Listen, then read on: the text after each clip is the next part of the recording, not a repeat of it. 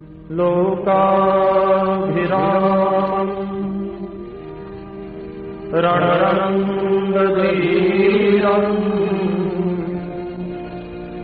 राजीवनेत्रम् रघुवंशनाथम् कारुण्यरूपम् करुणाकरन्तम्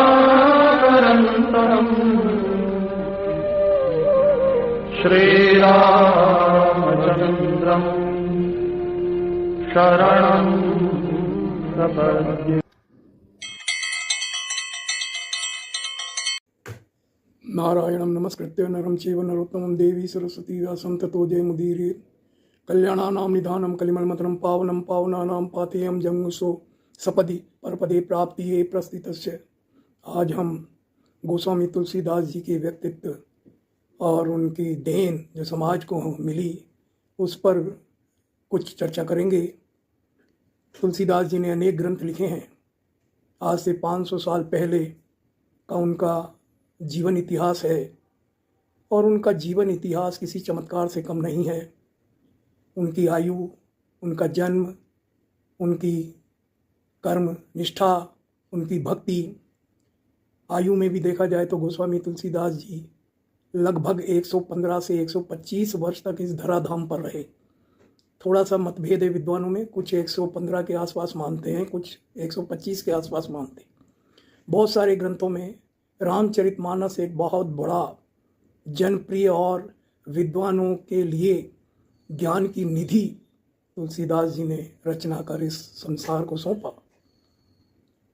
रामचरितमानस में या किसी भी बड़े ग्रंथ में लेखक का पूरा व्यक्तित्व झलकता है। इस दृष्टि से यदि रामचरितमानस को हम देखें तो ये अन्य बड़े बड़े सभी ग्रंथों से अलग है। सब लोग किसी भी ग्रंथ के आरंभ में गणेश जी की वंदना करते हैं या अपने इष्ट देव की वंदना करते हैं। तुलसीदास जी ने रामचरितमानस में सबसे पहले वंदे वाणी विनायको सरस्वती की वंदना की, सरस्वती का स्मरण किया, उसके बाद गणपति का स्मरण किया। क्योंकि तुलसीदास जी का मानना है कि यदि शब्द ही नहीं हो, यदि भाषा ही नहीं हो, सरस्वती जो वाणी देने वाली है, यदि वाणी ही नहीं हो तो गणेश जी की वंदना भी कहाँ से करेंगे। तो वाणी को पहले नमस्कार किया। आगे उन्होंने भगवान शिव की वंदना की, लेकिन उसमें भी भवानी को पहले याद किया। भवानी शंकरो बंदे श्रद्धा विश्वास रूपिणो। उसके बाद भगवान राम की वंदना की। वहाँ भी लिखा है सबसे पहले सीता राम गुणग्राम पुण्यारण्य विहारणम यन मायावशवर्ती विश्वमखिलम ब्रह्मादि देवासुरा। जानकी की ही वंदना पहले की, बाद में भगवान राम की। शिव की वंदना के पहले पार्वती माता की वंदना की, शिव की वंदना बाद में की। मैं जहाँ तक समझता हूँ तुलसीदास जी ये मानते थे कि शक्ति के बिना संसार में कुछ भी नहीं है। वैचारिक शक्ति, आर्थिक शक्ति, मानसिक शक्ति, शारीरिक शक्ति, भक्ति की शक्ति, शक्ति की वंदना पहले होना आवश्यक है। इसीलिए उन्होंने हर एक में वाणी विनायको, भवानी शंकरो, सीता राम गुणग्राम, उसके बाद आगे सभी देवताओं की उन्होंने वंदना की। जैसा एक ग्रंथ में या बड़े साहित्य में होता है, कहाँ कहाँ से लिया गया है यह भी लिखा, कैसे भावना प्रकट हुई यह भी लिखा। सबकी वंदना की। उसके बाद भविष्य के लिए, इस ग्रंथ की सफलता के लिए सुरों की वंदना की, असुरों की भी वंदना की, मानवों की वंदना की, ब्राह्मणों की वंदना की, दुष्टों की भी वंदना की। सबकी वंदना इसमें की गई है। और उसके बाद गोस्वामी तुलसीदास जी ने एक बहुत बड़ी बात लिखी। लोग ये कह सकते हैं कि ये ग्रंथ समाज को क्या देगा क्या नहीं देगा, क्योंकि भगवान में भी इस संसार के लोग प्रारंभ से ही कमी या वाद विवाद करते आए हैं। तो तुलसीदास जी ने एक बहुत अच्छी बात लिखी, स्वांत सुखाय तुलसी रघुनाथ गाथा भाषा निबद्ध मति मंजुल मा। अपने अंतःकरण के सुख के लिए लिखी है। यदि कोई माने तो माने, नहीं माने तो नहीं माने। वर्ण से प्रारंभ करके अंत में मान वाह पे समापन किया है। अगर मानेगा तो मानव वर्ण का उद्धार हो जाएगा, मानवता प्राप्त हो जाएगी। वास्तव में आज कमी है तो कुछ बनने की नहीं है, सब कुछ बन गए हम। प्रकृति पर भी हमने बहुत कुछ कब्जा किया, न जाने कहाँ कहाँ से हम शक्ति धो कर ले आए, लेकिन फिर भी आज तक यदि देखा जाए तो कमी है तो मानवीय गुणों की कमी है। हम मानव कितना बन पाए हैं यह हमारी समझने की बात है, अनुभव करने की बात है। सभी ग्रंथों की तरह परिचय भी दिया गया रामचरितमानस में, कहाँ से, किसकी प्रेरणा से, कौन प्रेरक है। इससे पहले इस ग्रंथ का जो मूल विषय है, इस पर किन किन लोगों ने लिखा, कहा, समझाया, समझा, सब कुछ इसमें प्रारंभ में ही लिखा। जिस नाम को लेकर यह ग्रंथ लिखा गया है, उस राम नाम के महत्व को तुलसीदास जी ने 9 चौपाई और एक दोहे में स्पष्ट किया और ये कहा कि नामी से भी नाम बड़ा है। हर व्यक्ति के लिए ये लागू होती है, नामी से बड़ा नाम होता है, क्योंकि नाम से ही नामी को पहचाना जाता है, नाम बड़ा। और इसीलिए लिखा, राम एक तापस तिय तारी, नाम कोटि खली कुमति उघारी। भगवान राम ने तो 1 2 3 4 गिनती के लोगों का उद्धार किया होगा, लेकिन नाम ने तो युगों बीत गए इस नाम को जप जप के, इसका स्मरण करके, इसका मनन करके, इसका नित्य जप करके करोड़ों लोग उबर गए हैं। तुलसीदास जी ने ऐसा लिखा। एक सबसे बड़ी बात जो तुलसीदास जी के व्यक्तित्व की मैं बताता हूँ, उन्हें बहुत पहले ही लोलार्क कुंड के मठ का मठाधीश बना दिया गया था। गोसाइयों का मठ था वह, और इसीलिए गोस्वामी उनके आगे लगता है। गोसाई बन गए थे, मठाधीश बन गए थे, नहीं चाहते हुए भी विवाद को समाप्त करने के लिए लोगों ने बनाया। यद्यपि देखा जाए तो उनकी जो प्रारंभिक प्रसिद्धि हुई, आप ग्रंथ पढ़िए, अमर प्रसिद्ध लेखक अमृतलाल नागर ने भी मानस के हंस लिखा है, उसमें जीवनी लिखी है। तुलसीदास जी की प्रारंभिक जो प्रसिद्धि हुई, साहित्य की अपेक्षा ज्योतिष के कारण हुई। सटीक गणना कर उन्होंने कई छोटे मोटे जागीरदारों और नवाबों को ऐसी बात बताई जो उनके जीवन में घटी, और वहीं से उनकी प्रसिद्धि चालू हुई। इस ग्रंथ में, हर ग्रंथ में जो लेखक होते हैं, जो लिखते हैं, वो अपना परिचय या अपने बारे में भी या तो स्वयं लिखते हैं मेरी कलम से, या किसी अन्य से लिखवाते हैं, और उसमें इस तरह की बात लिखी जाती है ताकि उसको पढ़कर लोग उस ग्रंथ को पढ़ें।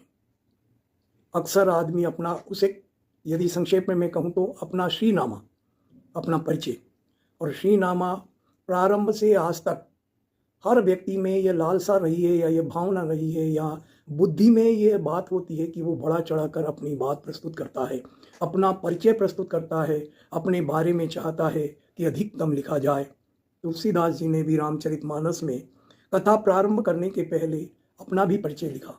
गोस्वामी थे, मठाधीश थे, ज्योतिषी थे, संस्कृत के बड़े विद्वान थे, सब कुछ था, और इतना बड़ा ग्रंथ लिखने जा रहे थे, फिर भी उन्होंने अपना परिचय जो दिया वो हर व्यक्ति के लिए अपने जीवन में भी ढालने की बात है, और तुलसीदास जी के व्यक्तित्व को भी समझने की बात है। इसी बात का हम थोड़ा सा समझदारी से विवेचन करेंगे या समझेंगे। तुलसीदास जी ने लिखा, वंचक भगत कहाई राम के, किंकर कंचन कोह काम के। इस संसार में किंकर कंचन कोह काम के, लोभ, धन, क्रोध और कामनाओं के जो दास हैं वे भक्त कहते हैं राम की।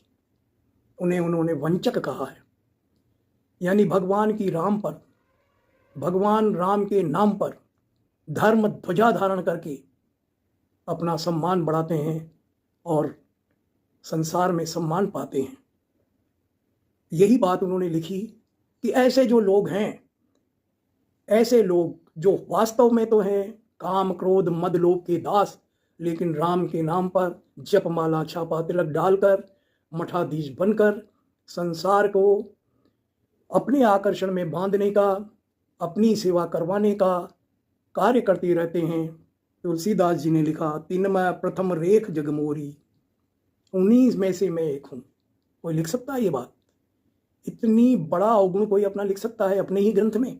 धींग धर्म ध्वज धंधक धोरी तिनम प्रथम रेख जगमोरी। उन रेखाओं में, ऐसे लोगों में प्रथम नाम मेरा है।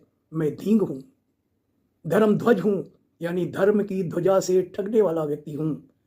धंधक धोरी, और अनेक धंधक धोरी का मतलब होता है उटपटांग धंधे करने वाला व्यक्ति भी मैं हूं।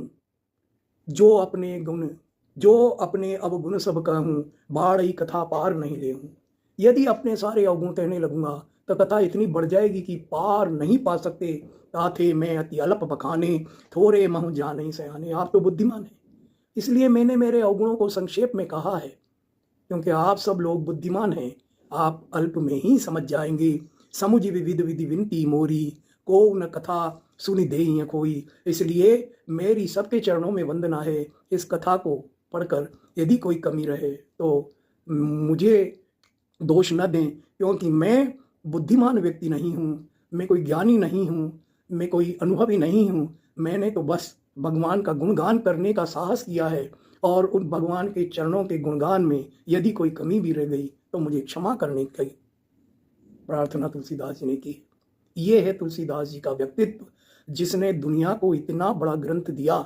एक एक चौपाई पर आज लोग रिसर्च करके डॉक्टरेट प्राप्त कर लेते हैं। एक एक चरित्र पे ज्ञानी जन 10-10 दिन तक व्याख्यान देते रहते हैं। ऐसे व्यक्ति ने अपने आप को क्या कहा है, यह आपकी और हमारे लिए समझने की बात है, और यही संत का गुण है। इसीलिए तुलसीदास जी इस संसार में, मैं समझता हूँ, जब तक अब धरा रहेगी, जीवन रहेगा, सनातन रहेगा, इस रामचरितमानस की रचयिता, हिंदू साहित्य या सनातन साहित्य के पुरोधा गोस्वामी तुलसीदास जैसा व्यक्तित्व मिलना मुश्किल है। यही नहीं, हर स्थान पर बीच बीच में कई जगह पर तुलसीदास जी ने लिखा है, मुझ में बुद्धि नहीं है, मुझ में बुद्धि नहीं है, मैं जड़ हूँ, मैं अल्पज्ञ हूँ, मैं अज्ञानी हूँ। ऐसा कोई लेखक लिख सकता है जिसने इतने सारे ग्रंथ लिखे हों, जिसका इतना सम्मान हो, जिनकी रचना का काशी के विश्वनाथ भगवान ने प्रमाण दिया हो? वो ऐसा लिखते हैं, हमें दर्शन देते हैं कि राम नाम में गुणों की ग्राहकता में विश्वास रखिए, अपने श्री नामे से कुछ नहीं होगा। आप अपनी बात बढ़ाकर कहें, अपना परिचय दें, अपनी बहुत ज़्यादा तारीफ लिखें, लिखवाएं, करवाएं, शक्ति के दम पर, किसी भी शक्ति के दम पर, उससे कुछ होने वाला नहीं है। आगे तो वही होगा जो आप में वास्तव में गुण हैं, या जो आप समाज के लिए करके जाएंगे। इतने बड़े, इतने विराट, इतने विशाल, इतने बृहत व्यक्तित्व को तुलसीदास जी की जयंती पर मैं प्रणाम करता हूँ। आप सबसे आशा करता हूँ रामचरितमानस की एक एक चौपाई आप पढ़िए, और उससे गहनता से समझिए कि उन शब्दों को तालमेल बिठाकर गोस्वामी जी ने क्या लिखा है, और उनका कहाँ कहाँ जीवन में उपयोग हो सकता है। कैसे चरित्र जिए हैं, कैसे संवाद दिए हैं, कैसी घटनाएं दी है। मैं इसी आशा के साथ एक बार फिर भगवान राघवेंद्र, हनुमान जी महाराज और गोस्वामी जी का स्मरण करता हुआ जय सिया राम। धन्यवाद, धन्यवाद।